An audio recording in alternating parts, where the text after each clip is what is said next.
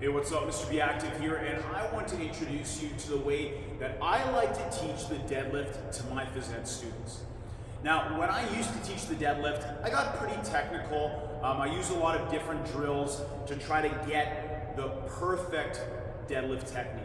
What I realized was that when I'm teaching a large group of students, sometimes 20, 30, maybe even more students, the majority of them aren't that interested in learning the nitty-gritty of an exercise. But I do want them to learn the fundamentals, the basics of this skill, because we use the deadlift a lot in group workouts when appropriate for the students.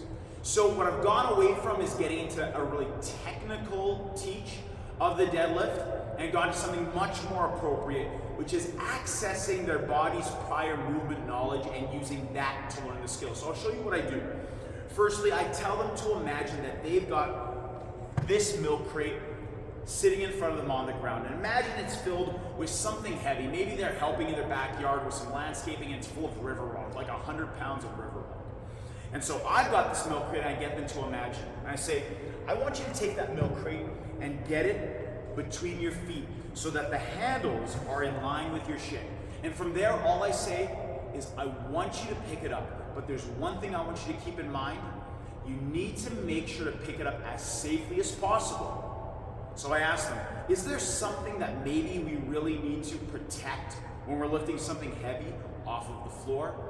And generally they know what I'm looking for and they say, yeah, we gotta watch out for our back. So I say, all right, just protect your back. And so I let them go. I tell them, I want you to do 10, 12 pickups of that bin. And so they go. And we start seeing a lot of different things, the way people pick it up.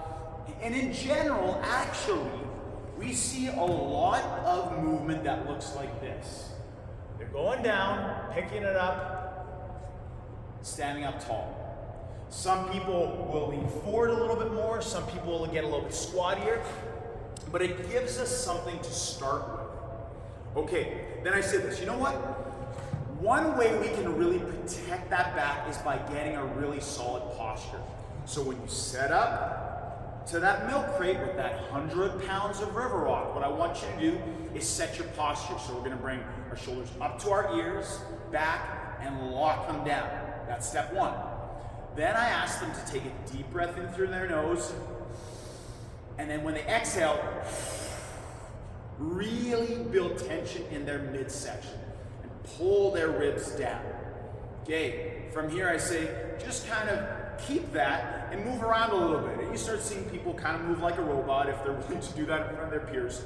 And they get the idea that we want to keep everything from our neck down to our hips, this area, nice and solid, keeping that neutral spine. So I tell them, all right, go to pick up that bin again, but be very conscious about locking down that position. So they lock down the shoulders, set their core, and then from here they go a little bit slower, being mindful of their posture and trying to pick up the bin. And so we start to see that the skill that I'm looking for, which is that hinge being used for a deadlift off of the floor, starts appearing more and more. And so I start continuing to feed them some cues. So we've got the posture, locking down the shoulders, bracing the core. Then I say, okay, I really want you to think about pushing your hips back as you go to pick up the bin. Instead of doing a big bend in your knees, do a little bend and push your hips back. And so we reset again here, shoulders, set the core. And now as they're going down, I say, okay, watch.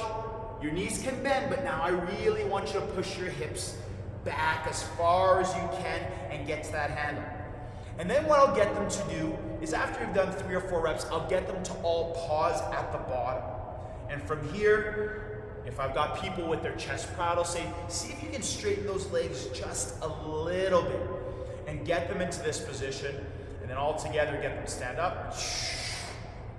And we start to see as we give these little cues as they go along using a movement that maybe they've already got in their body and refining it a bit more, that the deadlift starts to reveal itself. Okay, so you start to see now this movement. You remind them, get the handles between your shins. We talk about this idea of the further a weight is from you, the more strain it puts on your back. So that connects back to that first thing we're watching out for, protecting our back. We've got the posture, now this idea of becoming more hip dominant and pushing those hips back to get to that milk crate. So that's how I build the foundation of the movement. And then we start introducing the use of the kettlebell. And from here, I just say, okay, we're gonna do the exact same thing. Lock it down, pushing those hips back, bit of that knee bend, get to the belt. And now we introduce the idea of helping to lock down into that position with the weight that we're picking up. So from here, grabbing the handle, and then imagine snapping it in half. Rip it, and that helps them pull their shoulder blades down. It helps them engage their lats, which will help lock down that upper body position, and then stand up tall. And then we introduce the breathing. Inhale, exhale as they come up, getting that breath in, and we go from there. All right, so that is how I like to introduce teaching the deadlift. What I do remind them is just because they can do the movement, just because they can pick up this lighter kettlebell, doesn't mean now that they have a deadlift that's gonna help them pick up a barbell with a bunch of plates on it. Because inevitably you're gonna have those students who are gonna wanna jump to that point. But I tell them it gives them a starting point. And so working with no weight and trying to connect to a pattern that their body probably is familiar with, and then moving to a lighter weight with the kettlebell is a really good start. You're gonna have those keen students who are gonna wanna go to the weight room and pick up the bar, and with them, you can deal with them individually. But for your general student population, you've got a good start with this deadlift. Now, a couple pointers.